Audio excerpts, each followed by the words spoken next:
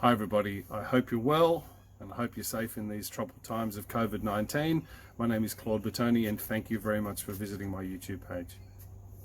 Okay folks, so the video today is all about dogs and the law. So what I'm going to try and explain to you in the context of this short video is, heaven forbid if your dog happens to bite a dog or another person, what your legal requirements are, and more importantly what your legal standing is, and what the steps are that you need to follow to make sure that, one, your dog is safe throughout the whole process, and how to actually minimize inconvenience, and more importantly all the processes that you need to follow to make sure that you minimize the stress for you and your dog going forward. So please have a bit of patience, follow the video through to the end, you'll find it quite informative. If you have any questions at all of anything that I post on the video today, please leave me a comment and I'll do my best to help you. I do a lot of behavioral work for expert witness scenarios where I'm often doing behavioral assessments for dogs that have come into contact with a bad situation. There's a saying in the industry, bad things can happen to good dogs.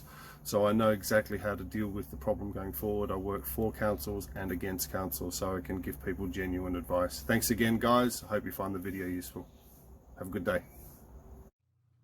Okay, so what if the unfortunate event happens that my dog actually bites another dog or a person? Not a good situation. So you need to know what your rights are and what you need to do to save your dog. So let's get into it and talk about what we need to do going forward.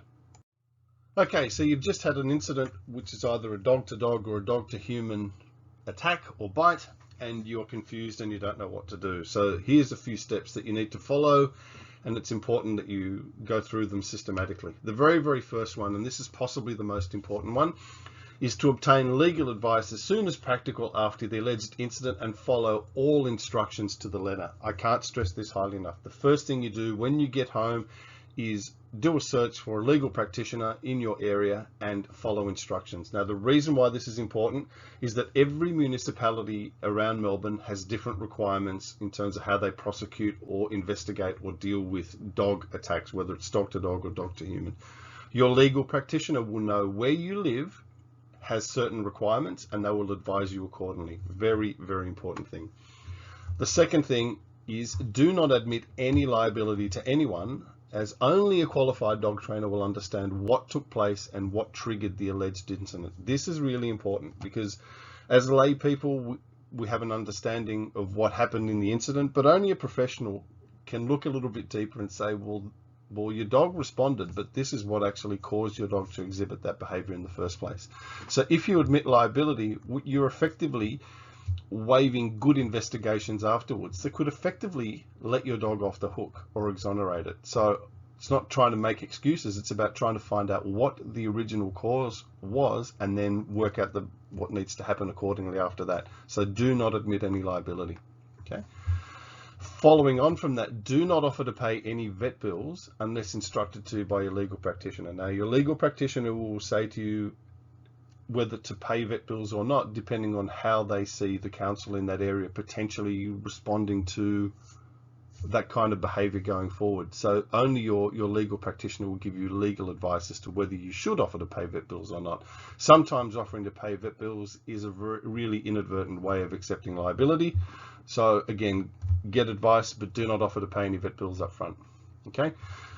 This one seems a bit clear and obvious, but a lot of people don't do it.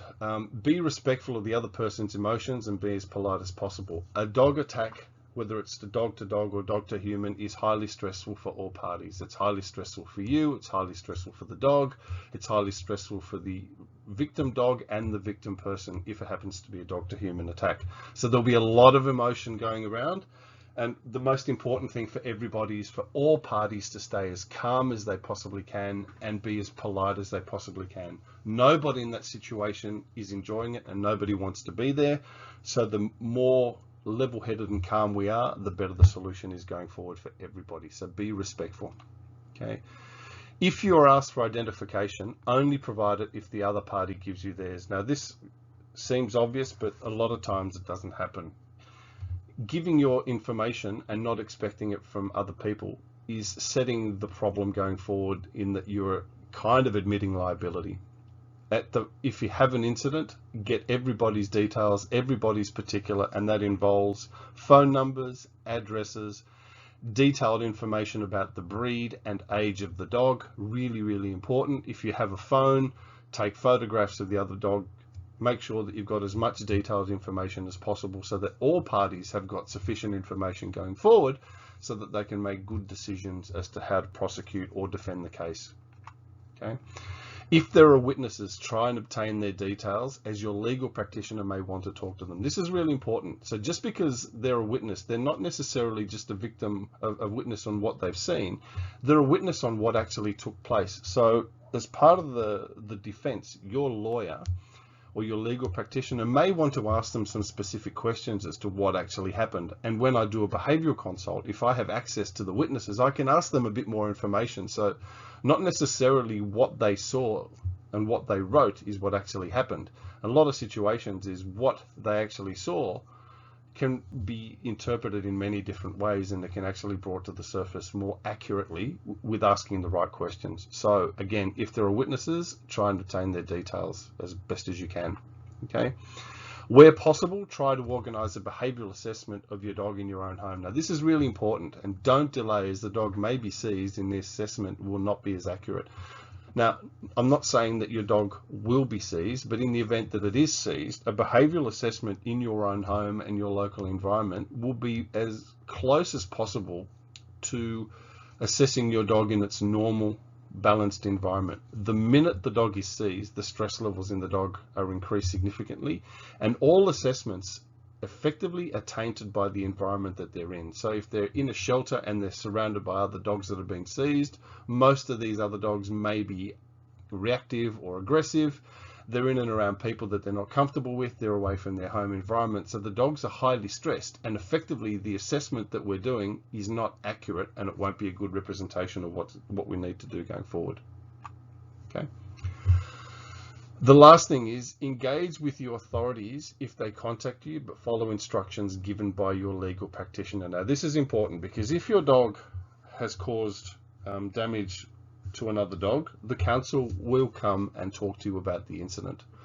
Now, whether you have been given advice to discuss things with the council or not is purely going to be driven by your legal practitioner and how they wish to defend the case going forward, and based on what information they actually know about your local council, because some councils may not be as forthcoming as other ones to give you the information that you need, and you need to be on the right footing going forward to make sure that your rights and your dog's rights are respected and protected throughout the whole process. So these are some of the main things that we need to follow going forward. If you follow these, it will effectively get you out of trouble initially, and then we can actually work with a little bit more calmness and relaxed approach going forward to make sure that we target all the issues that we need to make sure that your dog is traumatized or affected as little as possible, indeed, as you are as well going through the process. So again, thank you very much for following my video through to the end.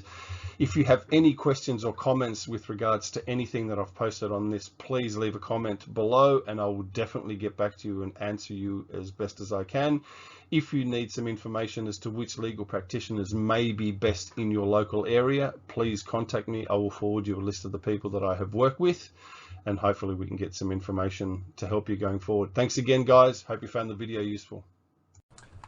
As always, a big thank you for watching my channel. To keep the information free and help share the videos, please hit the subscribe and like button so we can share the message with everybody. To stay in touch, just hit the bell button so that you can be advised of future notification. Thanks again, guys.